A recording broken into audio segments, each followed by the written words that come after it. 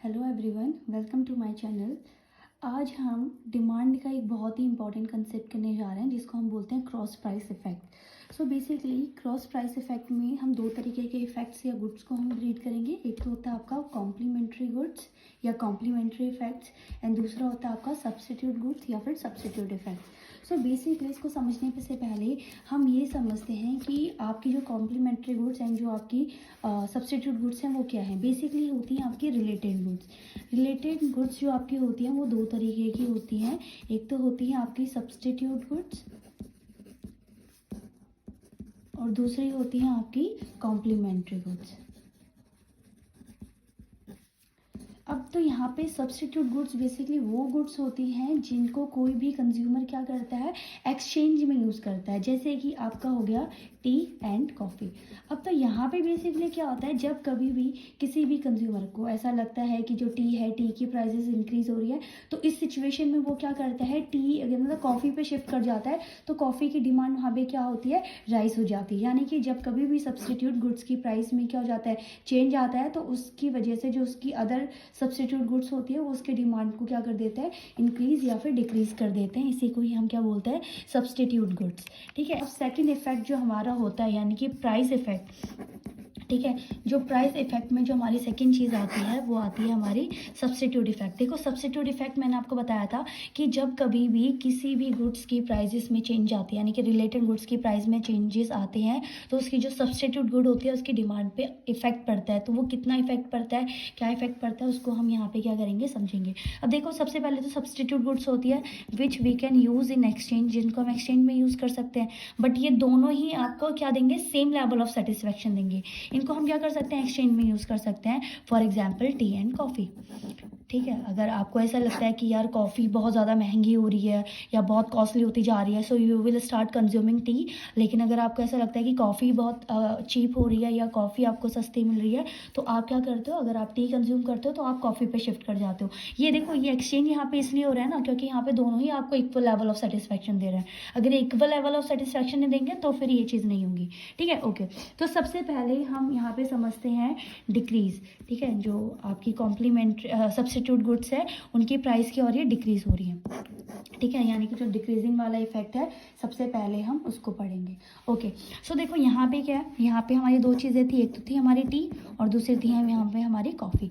अब देखो यहाँ पे जो कॉफ़ी है ना, कॉफ़ी के प्राइजेस क्या हो गए, डिक्रीज़, क्योंकि हम डिक्रीज़ वाला इफेक्ट सबसे पहले पढ़ रहे हैं तो हम इसको सबसे पहले डिक्रीज़ को समझेंगे।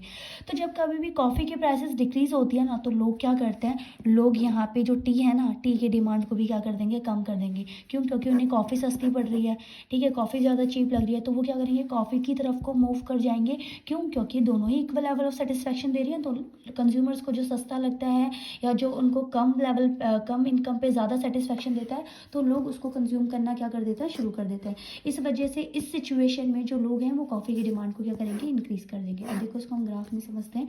सो यहाँ पे टी की जो प्राइसेस हैं दैट इज़ कांस्टेंट। यहाँ पे जो प्राइस में चेंज आ रहा है वो सिर्फ कॉफ़ी की प्राइसेस में चेंज आ रहा है। सो हम इसको यहाँ पे क्या करेंगे, टी को रिप्रेजेंट करेंगे। ओके। तो यहाँ पे सबसे पहले क्या था, ये हमारा इनिशियल डिमांड कर्व था जहाँ पे कॉफ़ी की प्राइसेस में कोई भी चेंज नहीं थे।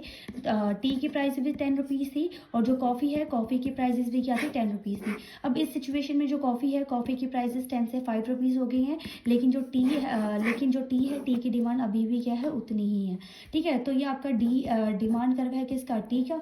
ठीक है। अब तो यहाँ पे क्या हुआ, यहाँ पे पहले जो आपकी कॉफ़ी है, कॉफ़ी की प्राइसेस कम हो गए हैं तो इस वजह से लोगों ने क्या कर दिया, जो टी है ना, टी की डिमांड को क्या कर दिया, कम कर दिया। सिचुएशन में जो डिमांड कर्व है आपका टी का वो क्या हो जाएगा, लेफ्टवर्ड शिफ्ट कर जाएगा।